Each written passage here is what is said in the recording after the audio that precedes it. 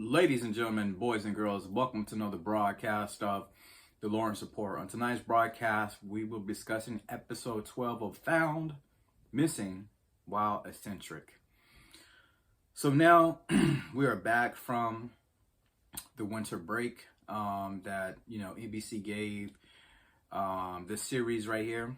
And now this is episode 12, so that means we got episode 13. So we got one episode left of this season of Found, right? Now, let's get into it.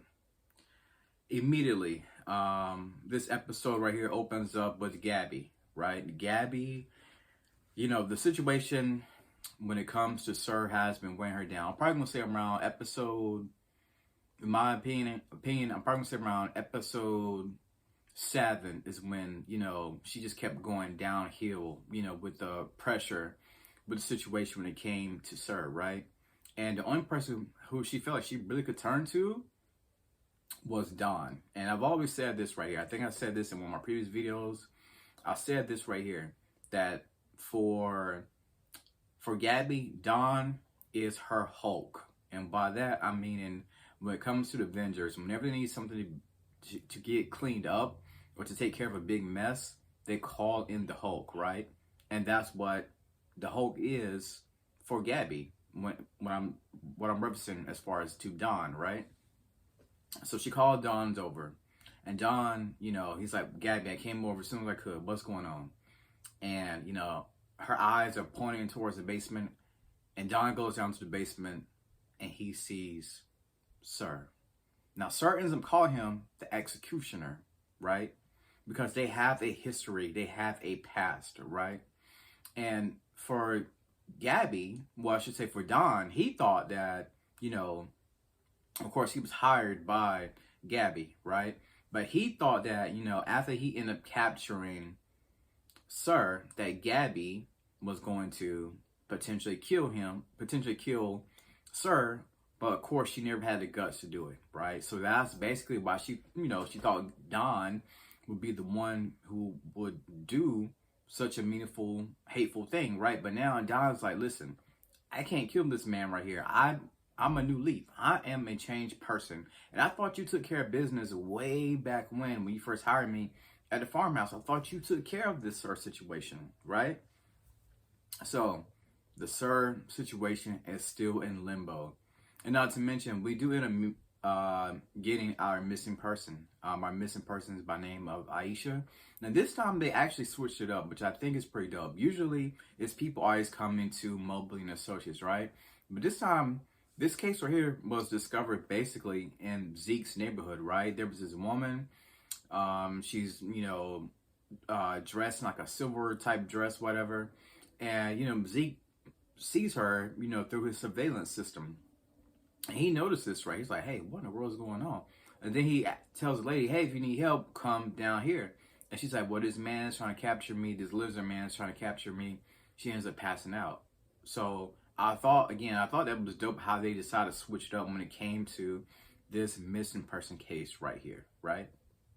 So a little bit more details about the case. The lady is named Aisha. Of course, she's saying she's been attacked by a lizard man. And there's some type of party, well, they end up, her so-called friends end up, coming to Mobley and Associates and telling their history and background and all that stuff about Aisha, right?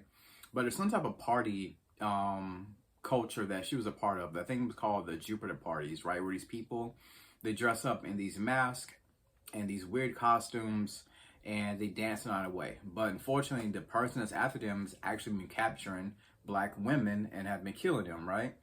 So the team ended up getting the details about what the situation was going on, where they can actually, try to track down the person that's capturing these black women, right?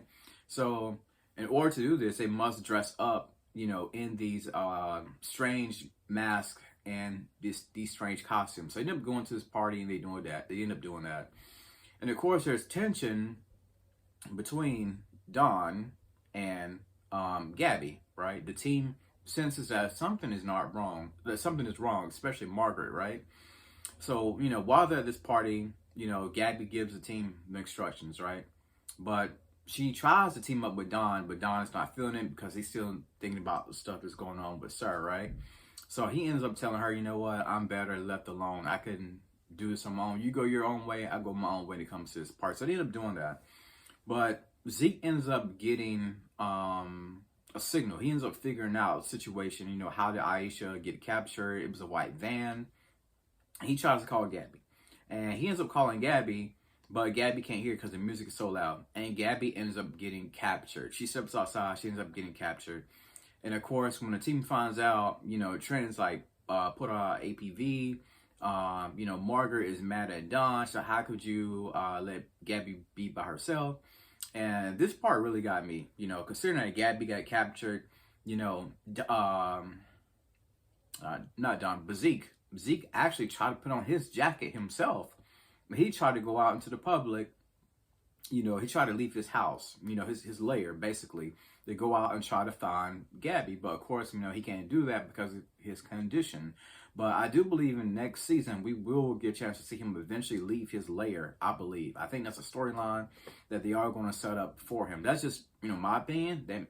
That may not happen, but we shall see. So the team is, you know, they're pretty frantic right now. And Don, you know, whenever your back is against the wall, you do what you got to do. And Don ends up turning to SUR. Now, we all know that SUR has basically been helping the team out with almost every single case that they ever have, right? And, of course, SUR's freaking out because he's, you know, he wants Gabby found too. You know, he's calling her name, Gabriella, Gabriella, you know? So Don turns to him. Don doesn't want to do this, but he feels like he has no choice. So they do end up finding Gabby, and things are good to go from the way it seems, right? But we also see in this episode, you know, the situation back with SUR, you know, Gabby had a love for literature, right? She had a love for reading, right? And that was one of the many ways SUR was able to capture Gabby, right? Because, you know, in this episode, they showed when Gabby's dad was late to, I think it was like a poetry reading or something like that they was having. And the way SUR's face changed whenever her dad walked into the room was absolute jealousy. So, again, that was one of the many ways he was actually able to capture her because of her love for literature, because of her love to reading. He knew that was a way to, you know, get her. And like I said, Gabby did end up getting found, and they ended up capturing the person who's been, you know, hunting down these black women when it comes to them being at this party. But, you know, when it comes to Don, SUR, and Gabby, that situation right there is going to be, it's going to be crazy going forward. Because we saw at the end of the episode, you know, Don, you know, he realizes, you know, why Gabby did what she did. But now Gabby's like, now I have to come to the public. I have to tell the public eye about what I've been doing. So, in this final episode, I don't know how it's going to play out. You know, is it the end of Mobley and Associates? Will Gabby go to jail?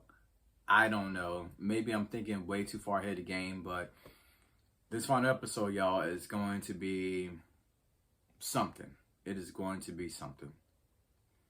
And as always, I would love to hear your comments about what you thought about this episode right here. So if you've been watching Found, please comment below. And as always, thank you for tuning in to The Lawrence Report.